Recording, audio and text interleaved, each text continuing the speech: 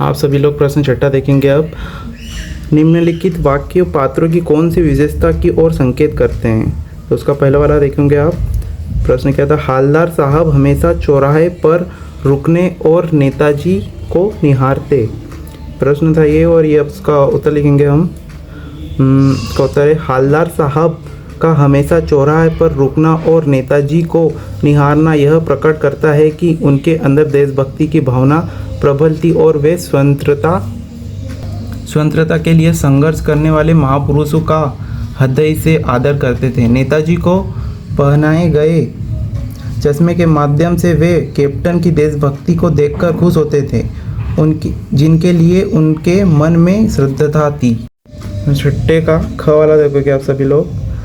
पान वाला उदास हो गया, उसने पीछे मुड़कर मुंह का पान नीचे थूका और सिर झुकाकर अपनी धोती के सिरे से आंखें पोंछते हुआ बोला, साहब कैप्टन मर गया। तो उसका उत्तर लिखोगे आप सभी लोग। पान वाले की संवेदनशीलता और देश प्रेम की भावना का पता चलता है। इस कैप्टन बार बार मूर्ति पर चश्मा लगा देता था। उसका उत्तर है,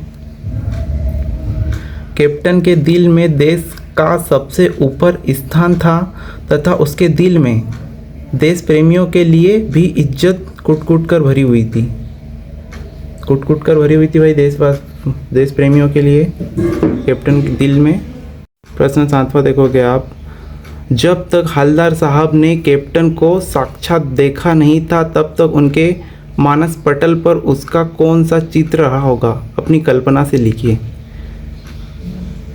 तो उसका उत्तर है, हवलदार साहब ने जब तक कैप्टन को नहीं देखा था तब तक उनके मानस पटल पर कैप्टन की एक रौबदार व मजबूत काया वाले आदमी की छवि रही होगी। हवलदार साहब को लगता होगा कि फौज में होने के कारण उसे कैप्टन कहा जाता है। प्रश्न 8वां देखोगे आप। कस्बों, शहरों, महानगरों के चौराहे पर किसी न किसी क्षेत्र के प्रसिद्ध व्यक्ति की मूर्ति लगाने का प्रचलन सा हो गया है। तो इसका पहला वाला उत्तर होगा, इस तरह की मूर्ति लगाने के क्या उद्देश्य हो सकते हैं। तो उसके उद्देश्य लिखोगे आप, उस व्यक्ति के योगदान को याद रखना और सम्मान देना। और दूसरा वाला है, आने वाली पीढ़ियों को प्रेरणा देना। और तीसरा है, देशभक्ति और राष्ट्रीय भावना को बदलाव देना। और चौथा है, सार्वजनिक स्थानों को सुंदर बनाना। तो ये अपना हो चुका है प्रश्न 8वें का पहला क वाला। और ख वाला आप देखोगे। ख वाला प्रश्न क्या है, आप अपने इलाके के चौराहे पर किसी व्यक्ति की मूर्ति स्थापित करना चाहेंगे और क्यों।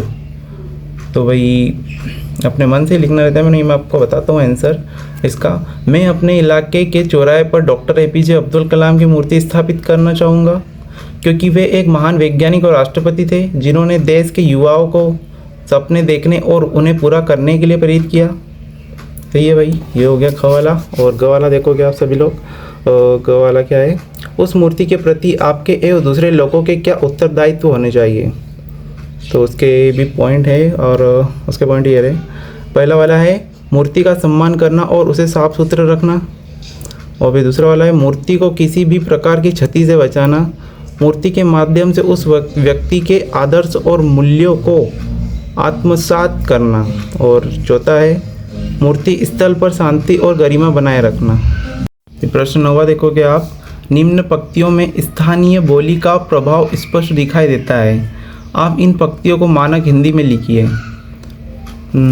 मानक हिंदी में लिखना पड़ेगा। इसका क्या है, कोई गिराक आ गया, समझो उनके चौड़े चौखट चाहिए तो कैप्टन किधर से लाएगा। तो उसको मूर्ति वाला दे दिया, उधर दूसरा बिठा दिया। अगर कोई ग्राहक आ गया और उसे चौड़े चौखट चाहिए तो कैप्टन कहाँ से लाएगा। तो उसे मूर्ति वाला चौखट दे देता है और उसकी जगह दूसरा लगा देता है। क्या आपका प्रश्न 9वां हो चुका है। और आप 10वां देखोगे आप। भाई खूब क्या आइडिया है, इस वाक्य को ध्यान से रखते हुए बताइए कि एक भाषा में दूसरी भाषा के शब्दों को आने से क्या लाभ होते हैं। इसका उत्तर लिखोगे आप सभी लोग। एक भाषा में दूसरी भाषा के शब्दों के आने से उस भाषा की